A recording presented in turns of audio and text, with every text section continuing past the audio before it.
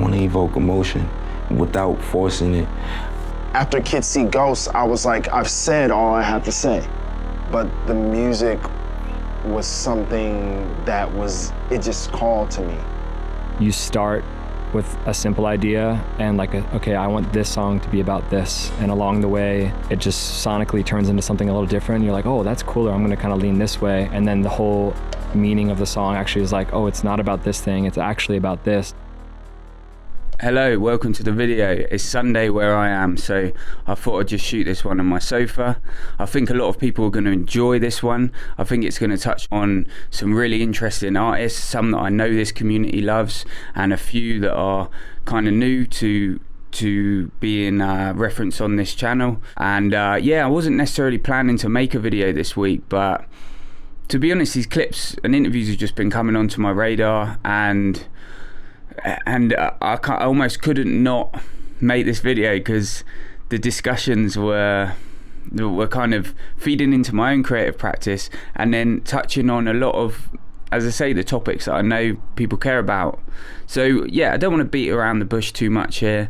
I want to jump straight into this clip from the recent A$AP Rocky interview, where we're discussing and starting a discussion on topics around the necessity for creative freedom, for giving time to a project and maybe dropping some of our expectations when we go in around time and outcome, and also the necessity for artists and creatives to be inspired to push for something new. The funny thing with me and just my journey and my career and my path and shit is just the ability to perfect. Nobody's perfect, but I'm a perfectionist, and I think that every time that I had said everything that I need to say, something else happens, something new happens, something else to talk about. And I think at this point, I'm just mainly concerned with just kind of like reintroducing myself. The guy I am now is not the guy I came in this business as. It's not the same kid, you know. Of course. We all know I'm a father now, and yeah, you know, I'm a devoted father. Not only that, family man and businessman and entrepreneur and all that good stuff. But I think me trying to make sure that, you know, my business is right, my life is right, my livelihood, all of that, you know, is aligned. I think that's the only time that you could actually do something productive or do something substantial. I want to evoke some type of emotion. If I'm out here telling y'all how pretty I am again, it's not talking about nothing. I really ain't had nothing to talk about. Yeah. You know, if I talk to you about how, you know, I fucked your bitch or I could take your bitch again, it's not really talking about nothing. Yeah. Everybody know I love clothes. They know I'm going to talk about that. Yeah. But it's not talking about nothing when it's just like, okay, what else, right? So I want to evoke emotion, and without forcing it, I'm just one of those artists that, you know, we do things without compromise. I've had a few discussions recently with artists from this community and outside of it, who have been talking about how they have perhaps gone into their creative spaces, their studios, whatever, and gone in there with an expectation that they're going to create a certain thing, and then realize that it's actually important for them to just be present and bring some of the energy of whatever that day is bringing into that space, and be open to creating whatever that day, being present in that day, actually brings up, you know, and dropping some of those expectations around a particular outcome from that session. And with that said, with those conversations that I've been kind of hearing around that, and this goes into my own work as well, I wanted to link that A$AP Rocky clip with a clip that I found from Kid Cudi, talking about a similar need to be inspired and drawn towards innovation and the new. After Kids See Ghosts, I was like, I've said all I have to say about, at this point where I'm at right now. Post-rehab, you know, and Kids See Ghosts was that album for me, you know? And I was thinking, like, I didn't know if I was gonna drop anything after Kids See Ghosts anytime soon. Like, I was thinking about taking like 5 years off. but the music was something that it just called to me. Like I was just feeling inspired to work. And I always am in the studio. I'm always just tinkering around with sounds. To me, I'm trying to do what I do with music, and that's just introduce something new and open people's minds, you know, a little bit, giving people a new perspective. Because that's all this is about, for me, is the experience. Yeah. Because I really initially wanted to make a visual album, but I was like, okay, that's been done before. How can we give it a little twist? How can we do something different? I'm trying my hardest to still introduce new sounds and push the envelope sonically. In a moment, I want to follow this discussion of experimentation and also topics of perfectionism and the importance of collaboration into a look at some clips from a band that I've listened to quite a while now and really loved their previous record and now the most recent record they've brung out, and that's Turnstile. But just before we jump into that, I want to give a quick nod to, the engine behind these videos, which is the sponsors, and today's sponsor, which is Surfshark. I've used a VPN on my laptop and phone for a couple of years now, and basically it offers a little bit more peace of mind in terms of accessing the online space with more privacy, as well as the ability to access streaming content that's not necessarily available in your country. When it comes to internet privacy, I'm really not on board with the kind of damage that certain marketing around scaremongering and trying to make people paranoid. I'm not on board with any of that.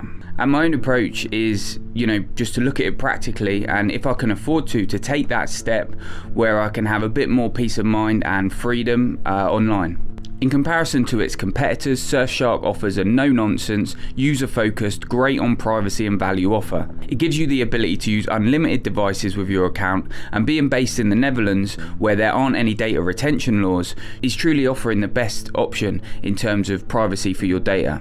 All in all, as I say, Surfshark is a great option for casual users who just want to be able to have a bit more peace of mind and access those streaming services more freely, and more detailed-oriented privacy enthusiasts themselves. So with all that said, go to surfshark.com/creativeminds or use code creativeminds at checkout to get 4 extra months of Surfshark VPN. Thanks to Surfshark for supporting the work that I do here. I couldn't make these videos without the sponsors. And yeah, with that said, let's jump back into it. Turnstile are a band I've been listening to for a while now.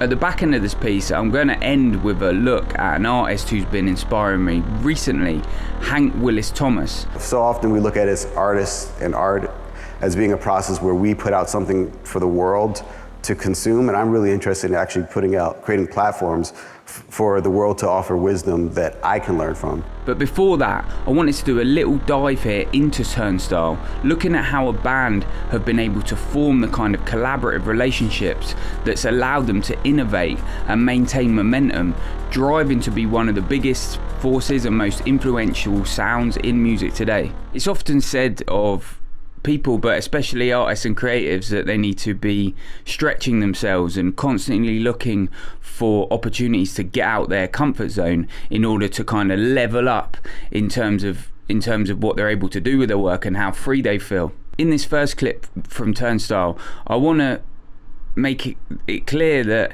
it's not just for the artists and creatives starting out that's true.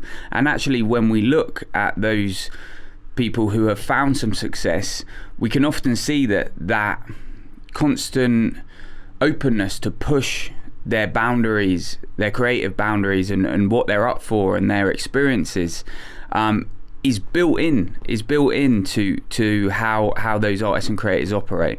That summer was like definitely a masterclass of existing in that space. Like riding with Blink, they're great people, but they also like their supporting cast. Everything they do behind the scenes is like very like sharp, and like it was cool to be in a situation where you have to learn how to like mend your creative way to a different lens. Like everybody got together after that show in Chicago, which it was dope because it was Meg's first time with us. We're playing music where Jordan dunked so many times, but it's like, how do we make our thing suited to their outfit. You know, I watched them change the lights. I watched Jim go through, like, stay up all night redesigning this. Like, the dedication to like learning the craft of playing in that environment was like, I don't know, it was legendary watching everybody like grow like that way. Like, yeah, our show in the park is insane. Like, who's about to just throw the stage up and play? But going to that show and like facing the lights in Chicago, or going back the second night in Chicago where the show was sold out again, and having a different angle, and like the next 6 nights, I'm sure I'd watch them try. Yeah. Like, as soon as we got the sound check, can we get on stage? Really, I think that was a very, very valuable lesson that summer, like, and how to like express your creativity through different, like, get it to look different ways. How did you take that into the creative experience of being Turnstile? How did you take that into the studio?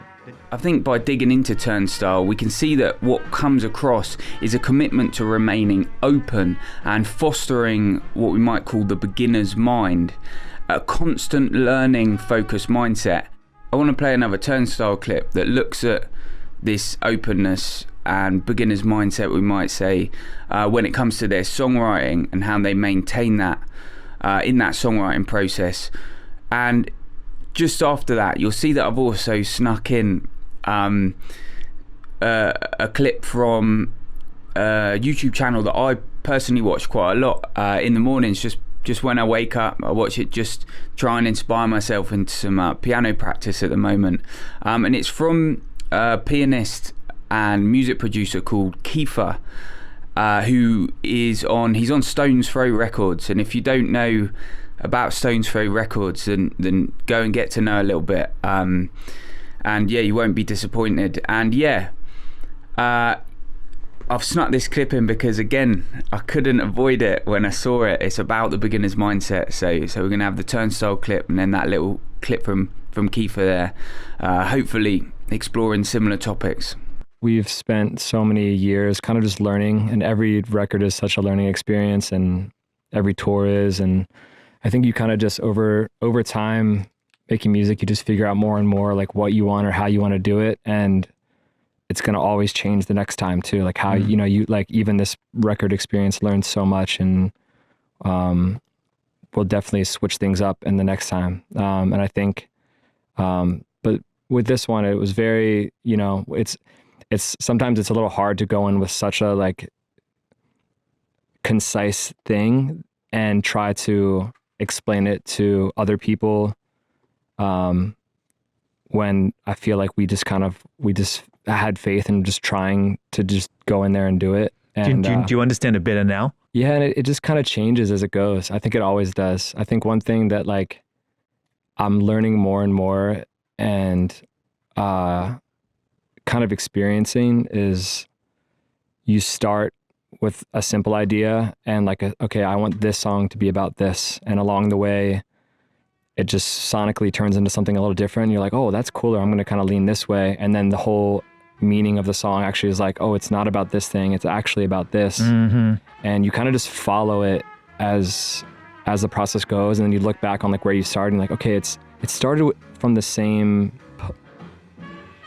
it has the same foundation of where it started, but like that big picture idea is like fully, you know, kind of just taking a life of its own. That must be so nice to surprise yourselves and actually take it. But like, you'll see people with like 2 fingers playing guitar, or like 1 hand, 4 fingers playing like blitzing, you know, and I'm like, damn, okay, so they didn't need all the tools I had. Maybe I don't need them either.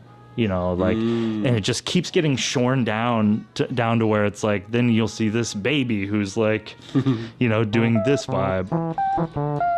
And then you're like, damn, like that's 2 fingers, and that baby obviously doesn't know what that joint is called, you know? Dude, I saw a video very recently that I can't remember how I came upon it, but this guy literally had posted on Instagram and it said, the first piece I've ever written. It's like, this is my first piece. And I had been looking at his page, and like literally he'd been like just posting videos of him playing piano for like 1 year. He's been playing for 1 year, and he's like, this is the first piece I wrote. And I listened to it and I was like, damn, that's better than the thing I wrote today. Like, I should just steal this. I should steal this, dude. Yeah, man, it's really... yeah, like, cause it was just like a really simple melody. And like, because he's because sometimes you write things just based on, sometimes it's just based on what you know. Yeah. And then what you know, if there's a lot of like, for me, when I write, there's a lot of distractions. There's like a tendency to be like, ooh, I should do this. Ooh, I should do that. I should do that because I know how to do this thing and that thing. And then at the end, you're like, oh, wait, this is kind of like cloudy. Like the idea, the character of this is like shrouded in like too much detail or too many, whatever. And this person was unburdened by that. Dude. And it sounded so good. Okay, I hope you enjoyed those clips, and as I always say, go and support these channels that I'm referencing here. It's all in the links below. Go drop down, hit a link of an interview that you've enjoyed today, and hit subscribe or just explore some of the work there. You know, as I say, I hope these videos are opportunities for people to go on and explore the stuff that's interesting me, and that I hope will be relevant to them if they enjoy my work.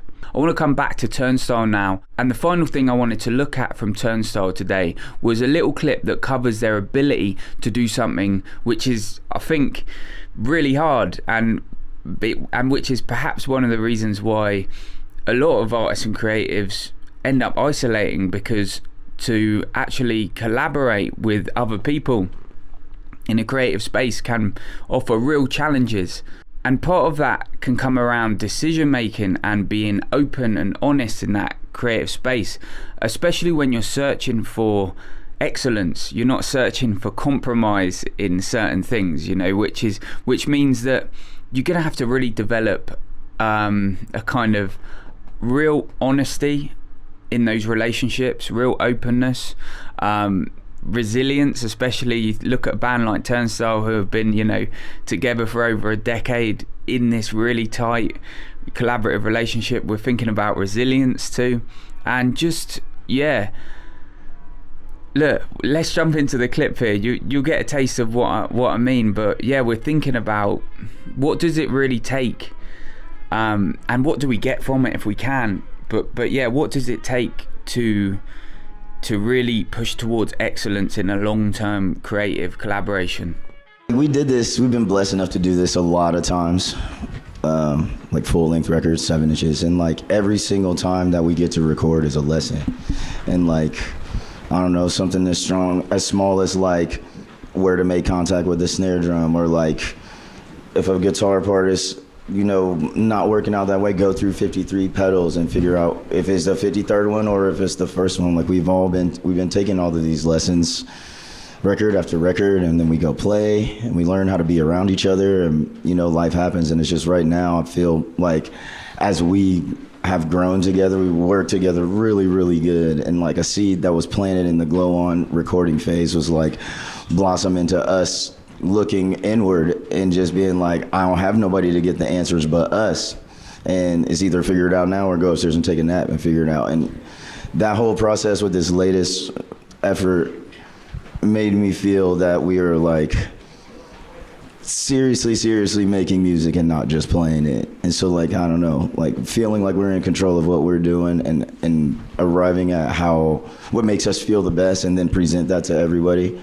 I think that like it provides me with like my overwhelming confidence in these 4, and there's the supporting cast that comes with us too. Like, I don't know, all of those pieces in place make me feel like we're really in charge of what we are doing.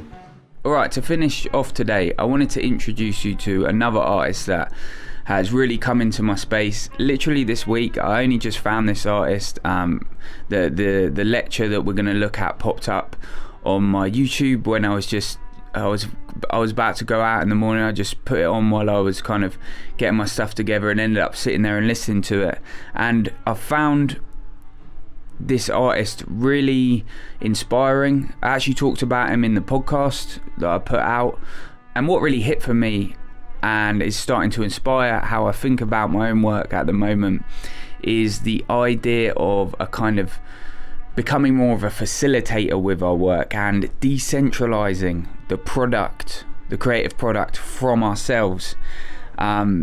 And look, I'm going to jump into the clip because I think you'll understand more by listening to him. But yeah, I've been finding it really inspiring, thinking about thinking about this clip and this lecture, and thinking around ideas of how can we think bigger with our projects, and how can decentralizing our projects just from ourselves and our own work allow us to think on with larger scope. And so all of the projects I've been really focusing on of late are the kind of this really fascinating experience of kind of elevating the voices of everyday people and getting them invested in actually telling their stories and learning from them. So often we look at it as artists and art as being a process where we put out something for the world to consume, and I'm really interested in actually creating platforms for the world to offer wisdom that I can learn from. So another collaborative project I've done more recently is called The Truth Booth, and my collaborators and I actually thought it'd be fascinating to make kind of like a modern day confession booth. So you walk into the Truth Booth and there's a touchscreen that says everyone has their version of the truth. What's yours? Speak for the next 2 minutes, starting with the truth is. And what's so fascinating is there's one thing that no one can kind of refute about us is what we believe is true. And all of our truths are valid. And this kind of this is us in Ireland. It's kind of it was a pretty fascinating journey with some really creative ways of complementing the project. And what was really fascinating actually starting the project in Ireland is some of the things that people offer. Yeah, as I say, I hope you enjoyed that clip, and I'll probably include some more stuff from that artist in other videos, but go and check out the podcast, my most recent podcast that I put out, where I discuss a bit more around that idea of thinking bigger, as well as topics of creative momentum and how valuable it can be to have long-term goals. We're kind of coming to wrap up the video here, but with that said, thanks to the paid supporters as always. You know, your support helps me make the videos for everyone else who gets value from them, so a big thanks from everyone. And yeah, with all that said, as always, good luck in your own work, and yeah, speak soon.